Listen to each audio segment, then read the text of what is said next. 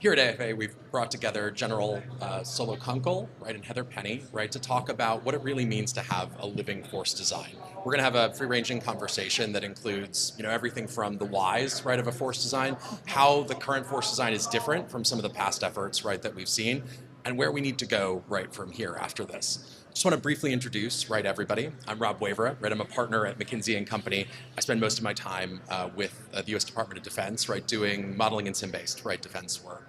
With me here today, General Joseph Kunkel, right, who currently leads force design efforts for the Air Force as the A5D, but previously has had squadron level 2 wing commands, and played a number of roles in shaping the strategy of the Air Force. And AFA senior fellow Heather Penney, right, is here as well. Maybe we just dive right in, right, and start right talking right about this. Past efforts at the Air Force have tried to develop a force design, right? I'm thinking back to Q High Note, I'm thinking of Frag Job. What was different this time? Why did we need sort of a renewed force design effort? Why do we need a renewed effort? When you take a look at the strategic environment and where we are, and you take a look at the past force design efforts, we tried to turn this into a capability and capacity question. And we looked at this from the lens of, hey, the Air Force is pretty much good enough, and it has been since 1947, and all we need to do is we need to figure out this balance between inside and outside forces. And every time we did that, we didn't do as well as we thought we should have in the analysis. A force design should articulate a future vision of the force. It should validate it through wargaming and other analysis. And then you should be able to follow through and actually use it to field capabilities so you have a new force. Well, in the previous efforts, when we're going through that validation portion, we weren't able to validate and choose a force that would win. So we took a different approach this time, which was not based on this, hey, we got to balance the capabilities and the capacity right. We looked at it from an enemy-centric perspective on what it takes to defeat the adversary. And I think that's really important because you really cannot talk about a military's capabilities and its ability to win unless you're doing so in a geographically specific environment and with a threat-specific environment. And so as we've seen in the last 20 years, we've been heavily focused since 2001 on this very permissive environment in the Middle East where we have heavily defended bases. We're not too far away from the areas where we're operating. And now we're having to transition largely to the Pacific, right? But we still have to worry about the rest of the globe in a world that is becoming much more technologically pure than it has in the past. We don't have this overmatch. We don't have a monolithic grab on advanced capabilities and advanced technologies. So we really need to be thinking differently about what we do. And so it isn't just about capacity and capability, which I would argue is still crucially important to do the things that we need to do in the geographies and against the threats that we need to do that, but also in a specific way that allows us to look at what do we need to prevail in a way that's not symmetric, but actually asymmetric. Heather, and if I could, what you're talking about is why do we need to change? Why is there an impetus for change in the force design? And I think the things you talked about highlighted two things. The fundamental change in the strategic environment driving this requirement for a new force design is one, the adversary is having an impact on timing. They get a vote. And so they get a vote on timing, and to a greater degree than we've had to experience before, we're not driving the timing. And then finally, since our inception, we've always generally operated from bases that were largely in uncontested areas. We had sanctuary, and that is no longer the case. We're contested everywhere, and so we need to develop a force design that was consistent with that new strategic environment. Yep, and I think when people think about some of the strategic shifts that are going on and some of the impetus behind the force design, that we're no longer plinking technicals with a JDAM, right, in CENTCOM, and a broader shift to a very different kind of threat in the Pacific. Some people that might not be tracking the sort of details of the current force design and sort of what went into that thinking. Can you just give us sort of a high-level gloss on where the Air Force is thinking right now? Air Force force design? Yeah. Before I do that, it just might be helpful to talk about what is a force design. Sure, yeah. Because I don't know that people really understand what a force design versus going into the specifics of what our new Air Force design is. And a force design is something that should describe the missions that the service does. We should have this understanding of what missions our Air Force is tasked to do. In our case, it's Homeland Defense, Strategic Deterrent, and Power Projection. Yep. Right? On top of that, a force design should start to describe the attributes of the capabilities that will perform those missions. And so that's where we started. We started out with this vision of what is the force design and what is our force design. And then from there we went into this point of, hey, we really need to validate it. So we came up with the force design. I can talk to that in a second, but the validation is through Wargaming and through other analysis, mission level analysis, and using the analytic clearinghouses that exist in our nation, the best in the world, to prove that the force design we have works. And then once you have that force design and you've validated it, then you can start using it to drive decisions. And that's really what you need a force design for, is to drive decisions as we build a new force. So the force design that we created, we took a look at those fundamental assumptions. One, the fact that we may not be able to drive timing in the way we would like it to, in the way we did in the past. And two, that we're contested everywhere. And we looked very specifically at how we're contested. And we're not just contested in the air. And as airmen, we have learned to deal with being contested in the air domain while we are flying the mission. But we haven't had to deal with as much as we need to now, is thinking about how we're contested as we are trying to generate combat power. I.e., when we are generating combat power from bases, what does that look like and how does the adversary impact? So when we went through that lens, we came up with this, multi-capability option where we looked at, what a force design must do, and do you need a force design with a single set of capabilities for all of the world, or do you need specific capabilities for certain parts of the world and certain capabilities for another part? What we found that like you could cover the strengths and weaknesses of different types of capabilities if you had this three-pronged approach.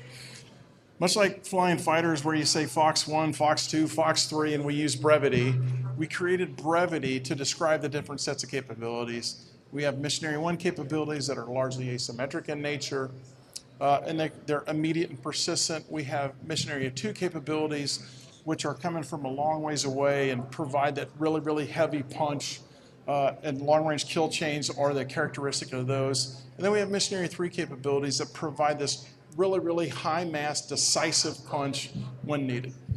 And when you talk about that, right, as you start thinking of those mission areas and the kind of questions that you want to be able to answer, what were the sort of biggest two traits, the biggest two sort of decisions, right, that needed to be made? You mentioned stand-off, stand-in.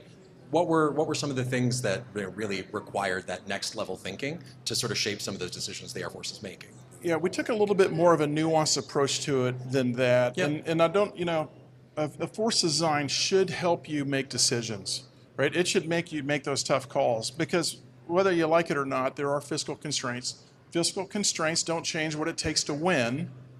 However, your force design should guide you into choices, and so you can give policymakers options and say, hey, for this level of funding, this is what the fight looks like, and for this other level of funding, this is what that fight might look like differently.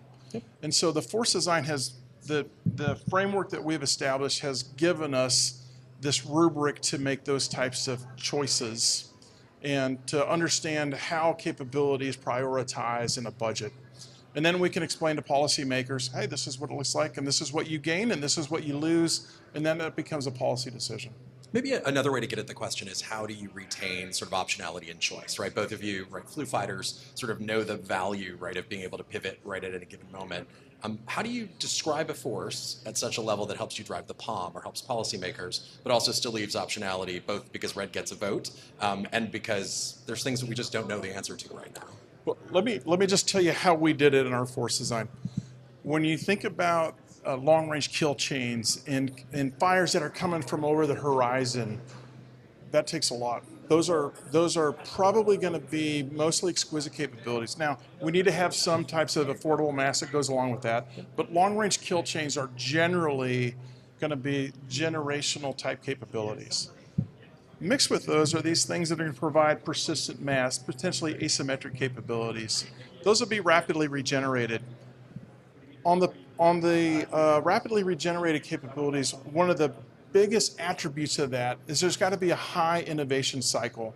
You've got to adapt and then scale very quickly. And that is frankly the area where we see the most prospect for this optionality and to be able to move quickly. So I'm going to take a slightly different tack on the question regarding how do you preserve optionality. And some of this is temporal, right? Because a lot of the capabilities that I think we envision will be in a future force design may not actually be mature and fielded in operationally viable and relevant numbers until the 2040s. And so you have to think about what are the things that I need to do where I'm at right now to be able to progress, to be able to get there, and also have a viable combat force today, tomorrow, in 26, in 27, and 30, and 35 to get to 40. And it's not just about the capabilities, it's also importantly about the airmen. Because, for example, as we've looked at a future force that could have space-based air-moving target indicators or ground-moving target indication, and that's where that sensing layer would be. And where would we do the battle management and knitting together the data links and networks to be able to get to those battle managers? If we let go of the air layer before we're able to get there, we lose the airmen, we lose the expertise, we lose that wisdom and judgment in the meantime. And so I think there's an element where when we talk about optionality, it needs to be temporal. We need to think about the layers, but we cannot forget the vital importance of the actual airmen who are executing those jobs, because if we lose those airmen, we're going to have to reinvent the wheel from the doctrine, the tactics, the execution, and developing that expertise. So I think there's a lot of pieces when we talk about optionality that need to be taken into consideration. And so this is a really big problem that you're facing. Yeah, it is. You bring up an excellent point, and that's this transition. And what we like to do is we like to snap our fingers and say, hey, we're in 2000X and we're in a whole new world and we've got all the capabilities that are going to help us win. The reality is this transition is going to take time. And so what we've done in the force design effort to address that is we've developed very specific intermediate design points that one we can plan to, but then get to that point of the transition risk and minimizing transition risk as we go down this path to a new envisioned force. Because so excellent point. yeah, and those transition points and those intermediate points are really important. Because when you think about strategic surprise time horizons, right, that is the time horizon that you have that you would not be able to respond to that black swan event. So, for example, if I need to have a fighter capability, and I need to have fighters in capacity, and I need to have those experienced fighter pilots, it's about 5 years to build a fighter, and it's 5 years to build a viable combat pilot. Well, if we know that something's going to happen that demands that capability in 3 years, we might have 3 years of warning, but we're already 2 years too late. And so having those intermediate points is crucially important to have the foresight as we look towards the future. But we need to make sure that we hedge hedge the service as we get there. Yeah, it also helps policymakers as we try and fund this Exactly. and get into the Washington, D.C. bureaucratic processes to build a budget. Yeah, I mean, I think one of the things that we spend a lot of time talking about in these kinds of conversations are those sort of major acquisition programs, these big capabilities, right, that are going to come in. You've mentioned something about innovation cycles and smaller programs. I think we're also now getting to some of the broader .mil PFP, right, kinds of concerns that are in there. How does the force design sort of tackle, right, some of those non-materiel, sort of broader, how you actually deliver an effect? How do we? I'm sorry. Can you repeat that? How does the force design address or start thinking about some of those things, either to make them priorities, to describe the kind of the nature of the force, anything that would help people start thinking beyond missiles and airplanes to some of the broader what the Air Force needs to be in the future? Yeah, what you're talking about is the broader, what we call .mil PF aspect of it, and how do you look at human capital management? How do you look at operations and readiness? How do you look at logistics sustainment and posture? Those are obviously key elements of a future vision of the Air Force or any service. So those are clearly part of our force design. You know, force design isn't just a set of capabilities, a new widget, a new thing. It's also how we do human capital development. It's how we do logistics. It's what are the expectations for logistics for asymmetric capabilities that are postured forward in the theater versus what are the logistics for something that is coming from over the horizon. They're fundamentally different problem sets. So you're right, we do have to consider those types of things. I will interrupt here just to say, if you don't have airplanes, you really don't have an Air Force. I agree. So we still need to remember our bread and butter here. Yeah, I mean, I think that's right. I mean, I think a lot of this gets at some of the discussions that we've been hearing right in the last couple of days here, right, or the last couple of morning sessions this morning here at AFA, and I'm sure will come in the next few days, right, are sort of around different ways, innovative ways of delivering some of those effects, right? last year we were talking a lot about CCAs, right? This year, right, we're talking about some of the space-based, right, MTI and other kinds of capabilities, right, that are available. How do you create, right, the sort of different stories? Because the .mil PFP side is very different. Even the mission thread, forget the actual kill chain, the mission thread level might be quite different if we used a very different approach. Well, you got to start with what is the operational problem. That's right. And then you've got to solve the operational problem. And there's two things that America really expects out of the United States Air Force. I mean, well, I guess three: homeland defense, strategic deterrence, and power projection. But you can break those things down into two fundamental elements. One is the ability to deliver decisive combat power anywhere in the globe in short notice. And the second is we need to be able to deliver immediate and persistent effects anywhere on the globe. And if you start with those two things as the operational problem, then that starts to lead you to different things. You combine that with the threat environment or the strategic environment, and then you can start to nail down into different capabilities and some of these things that you're seeing on the floor downstairs. So I think one of the things that we started, right, sort of getting at is how the force design actually drives decisions, right? Because I jokingly said to you when we were preparing that everybody agreed that the force needed a design, and we're just not so sure that the design needs a force right now to actually make it drive the POM, make it drive some of those other decisions. How are you seeing that part play out?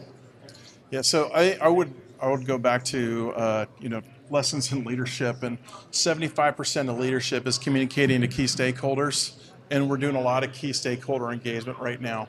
Once people hear the force design story, this coherent warfighting narrative, they believe it. It's easily digestible, and once people hear it and understand it, they're like, yeah, that makes a lot of sense. What we need to do next is this follow through, this implementation of the force design. And that's how do you make the force design the North Star of the processes that are going on in the Air Force? And when I say processes, I mean the business processes. In previous attempts, there's been this thought that the force design is separate from the business processes, and we just need to provide this overarching requirements process to the resourcing folks, and that resourcing handle it.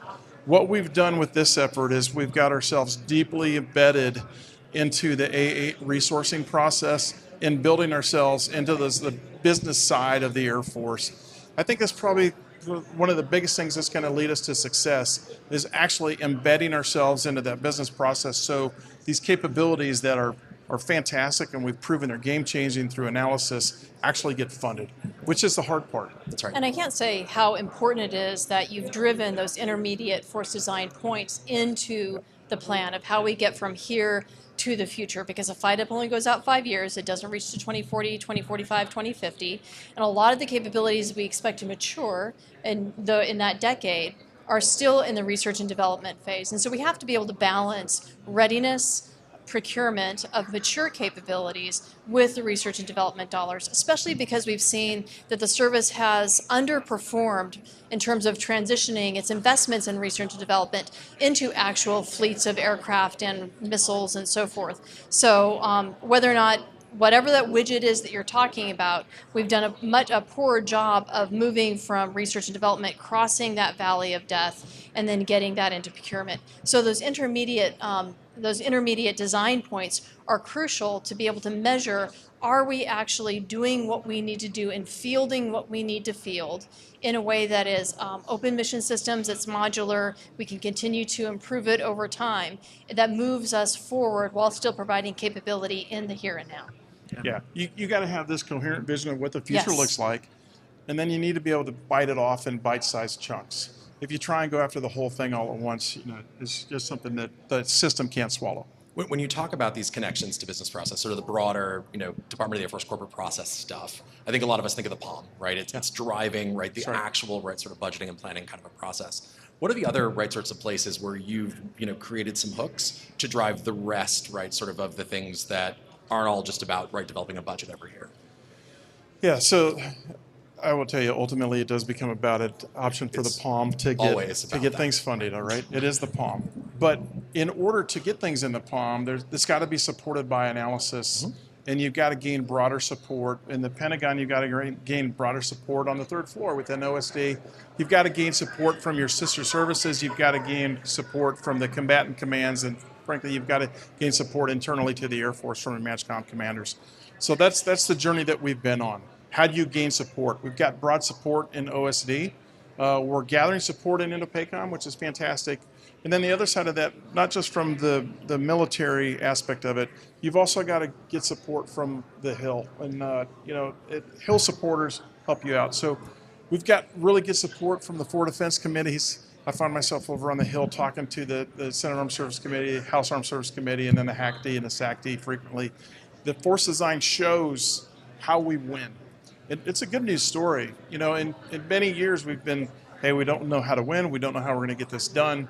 Finally, we're to a point where our analysis is showing this is how we win. So that coherent warfighting story is what is taken today with those different groups. This isn't part of the bureaucratic process, but the industry partners are a really important piece of this too. When Excellent they hear the story, when they are able to anticipate the kind of technologies that they'll need to invest in, to imagine, they actually have an incredible piece of this play of being able to develop those early initial stages of those technologies and mature them to a point where you go, you know what, that's viable enough to really start putting into a program of record. And so that's a crucial piece where they can also be advocates, where they're lead turning the needs of the service. But a piece is that they have to know that there's a procurement piece on the end, because research and development does not incentivize industry. Industry needs to be able to get to that production and procurement phase. Yeah, that's a great point. In this analysis and validating the force design that it actually works, we've uncovered critical operational problems. It's like, all right, how does this go bad? Where does it go bad? And those critical operational problems are things that we can use industry to solve. In fact, in all of my engagements downstairs with the industry on the floor, symposium floor, we're talking through those critical operational problems and then using that to say, hey, here's how you can help us solve them. Mm-hmm. Maybe a really interesting part, whether we're talking about the engagement with the Hill or we're talking about the engagement in industry, is how do people know if they're helping? How do you know if that capability that you have as part of the defense industrial base is actually going to fill one of those critical goals? How do you know, as you're building out a budget, whether you're realizing the force design or you're missing the mark? What are the sort of analytical or sort of other methods you might use to sort of know that you're actually doing the right thing? Yeah, there's an assessment piece of this which says, hey, are we converging on the design or not converging on the design? And that's what we're doing in all the processes. So how do we converge on the design and make sure we are there? With respect to industry, we've identified the critical operational problems. We've shared those widely, and we're using industry to help us solve them. And I think if you are aligned to those critical operational problems, then you're going to be aligned to the force design. As we start thinking about the force design going forward, what sort of is left undone? What are the things that you think need to be tackled in the next 1 to 3 years? I think in this world, everyone is stuck on capabilities and they want to see what the capabilities are. So some of the other softer things that you talked about, human capital and how human capital manifests itself in a force design, posture, logistics, those things that are just absolutely critical to warfighting. We've got work to do there. And then operations and readiness, those are areas where we still have work to do. We're very comfortable with where we are on the capability development, but we're not as comfortable with where we are on those other softer type things, and those are the things we're going to start working here in the next year. How do you look at that intersection of things that we're talking about? WSS money, we're talking about flying hours program, readiness for all kinds of pieces, capability, airman development. How do you sort of pull that all together, in that next few years to make it that sort of coherent story about the force we need? Yeah, that's a great question, and I was hoping you could help us answer that. No, that is a. I deserve that. That's it. Yeah. Well, in all fairness, that's not in your job jar. The readiness piece, the weapon system sustainment, those are all important pieces of the MAGCOMs, of other directorates within the HAF. And so it's up to senior leadership to make the balance between what they're doing in the research and development accounts, as well as ensuring that we're ready today. But I think your answer regarding focusing on the logistics, on the posturing, on the basing, on the human capital element, that is absolutely the next step for ensuring that we've got the intermediate steps to be able to get to what that future force design is. But an excellent point. The point you brought up about there is a tension between current readiness and modernization. I think there always will be. And to your other point, that's a policy decision. That's not a decision that's made within the 857 of the Air Force, but it is a larger policy decision. But when we make that decision, we need to ensure that our leaders have the absolute best knowledge possible to understand what different levels of readiness look like versus different levels of modernization. The reality is it costs money to do readiness and it costs money to do modernization. And the Air Force, we have a coherent warfighting story where we can go to the Hill and we can talk about modernization, what we need to do to get to the force we need, while at the same time maintaining the readiness that's required. And I'll go back to what General Alvin has said, is that the nation needs more Air Force. Not only do we need more Air Force today, but the appetite and the demand from our combatant commanders is for an increased capacity and capability for the Air Force. So this comes back to policymakers within the Department of War and the Department of Defense to decide what that balance of budget should be across the different services, because that's really where the risk is going to be.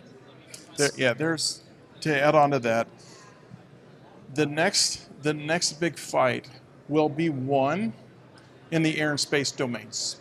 Air capability supported by space. The next fight can be lost on the land and maritime domain. But if you want to win it, you need the Air Force supported by Space Force capabilities. Absolutely. I think that it's a great place to get then sort of the next question, which is, as we're moving from a force design that has been so much work, right, for you and your team, to a living force design, what are the things that you want, whether it be, a future senior leader of the Air Force, right, someone coming in to say, Solo, what do I need to stop? What do we need to start doing that we're not doing today? And maybe what are we not doing the right way, right, and it needs to change? Yeah, I think we need to potentially stop leading with this pure discussion on resources and start leading with a coherent warfighting story. I mean, kind of field of dreams. If they build it, they will come. I think there's an inspirational message within the force design that shows how the Air Force helps a joint force win. We've proved it through wargaming and analysis. We know what that looks like. So I think leading with this inspirational warfighting story is where we need to go. I would say what we need to keep doing is focusing a lot of the core missions, the strength that the Air Force does today, and ensuring that we have the readiness, the training, the weapon system sustainment for the missions that we have today. What should we stop? I think we need to probably do a look of rebalancing between our funding for research and development and for procurement as well as readiness to ensure that we keep the service viable and combat credible to be able to reach those intermediate points. This doesn't mean we zero out R&D by any stretch of the imagination. It just means perhaps we need to take a look at what that balance is, because it's been overly biased towards research and development and less so towards procurement. And then finally, what should we change? I think you've outlined a very compelling story for the force design, and I think that shows the transformation for the service going forward. So the Air Force is going through a ton of change right now, as it always is, right? Both, sort of changes in leaders, changes in organizational structure, MAGCOMs, and some of the things that we've all been working toward over the last 18 months look like they might be a little bit uncertain, right, in terms of what might happen next. In a world where you're trying to pull those things together into sort of an integrated view of resourcing, an integrated view of capabilities, an integrated view of what we need, how do you move out, right, in this sort of time of ambiguity? You focus on the work that needs to be done. You focus on the operational problems.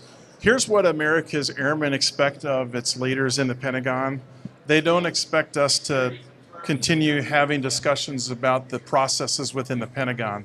They want us to actually deliver war-winning capabilities, and that's what we're focused on. We're focused on delivering the war-winning capabilities that are going to be integrated, so this new way of fighting, which is going to require long-range kill chains and an intermingling of joint capabilities, that those airmen have those things. That's where we're focused. I think you've got it spot on, Solo. Yeah. Focus on the lethality, the readiness for today, and the capabilities and the training and the capacity, all of the things. It's a wicked problem set you're tracking, but you've outlined a really, I think, compelling path forward. Yeah, I think if you ask the average airman here and those that are watching, they'd be like, I really don't care what the organizational structure looks like in the bureaucracy. What I would like is I would like new kit that helps me win wars, and that's frankly where we're focused. Maybe, given, right, the group of airmen and guardians that are sort of to assemble right sort of around us, and the thousands that are here along with industry leaders, if people wanted to know how to talk about the force design, they wanted to learn more, they wanted to fold it in, right, to choices they were making in their job, no matter what, right, sort of it was, how would they do that? Where should they go for those kinds of resources? Yes, I don't know that the average airman needs to understand the force design and how we're developing the force. They do need to understand that the Air Force Force needs to do there's three things well: homeland defense, strategic deterrence, and power projection. In order to do those things, we need to have high impact pulses where we are delivering decisive combat power anywhere in the globe. We also need to have capabilities that are immediate and can provide persistent effects. Okay? That's probably about the depth that the average airman needs to know. But I will tell you, you've got a group of folks in the Pentagon and elsewhere in these other major commands that are working to deliver this fielded force. I've been in the Air Force for over 30 years. I was blessed in the 90s with, frankly, brand new airplanes. I had airplanes that were 3 years old when we started flying them, and I didn't realize that those were baby airplanes. But there was never once a single doubt of my ability to have success in combat. That was unheard of. Our airmen just don't think about, that, will we ever be successful? Yes, we're always going to be successful, and we're working really, really hard to ensure that our future airmen have that same thought, that there's never, ever a doubt of their ability to succeed in combat. Is there any takeaway from an FA perspective where you have the broadest view sometimes over the issues facing the Air Force and the ability to speak quite directly, right, about the right way to move on them? Are there pieces, right, that you want to sort of make sure get put into that future vision that leaders here, leaders on the Hill, other people keep in mind as they think about what the Air Force needs to look like in the next 15 years? Well, I'm going to actually diverge from you, Solo, and say that we are really focused on the resourcing that the Air Force needs, because there's no Buck Rogers, right? And so we can do all the planning that we want to, but the resources aren't there to be able to provide the flying hours, the simulation, the logistics, the airlift, the fueling, the basing, the posture, the capabilities. We're not going to be able to get there. And so that really requires us to carry that resourcing message forward, because if you want more Air Force, you got to pay for more Air Force. And that's going to require that the department looks at rebalancing the budget across the department. I mean, the Air Force has been underfunded for over 30 years for what we've asked them to do. And that 3-year-old baby jet that you flew in the 1990s, it is still flying today. Our airmen deserve more. So to be able to get to those intermediate design points into that future force design, we've got to have that resourcing. That means rebalancing, not just within the research development or the procurement, but fundamentally rebalancing across all of the services. Like, you're right. Any future war is going to be won predominantly through air with the support of space, and then the other services. So we need to start putting our dollars there. Otherwise, we risk losing. And then finally, we need to take the pass-through out of the Air Force's blue budget. Pass-through is money that we've been laundering for the other department agencies for decades, and that is fundamentally distorting what our budget looks like to your average congressman, to folks within the department, and certainly to the American public. But I'll tell you who it doesn't fool. It doesn't fool the Chinese. It doesn't fool our adversaries. So we need to take that out, put that into other DoD agencies so we can have a real, true look at how the department is resourced.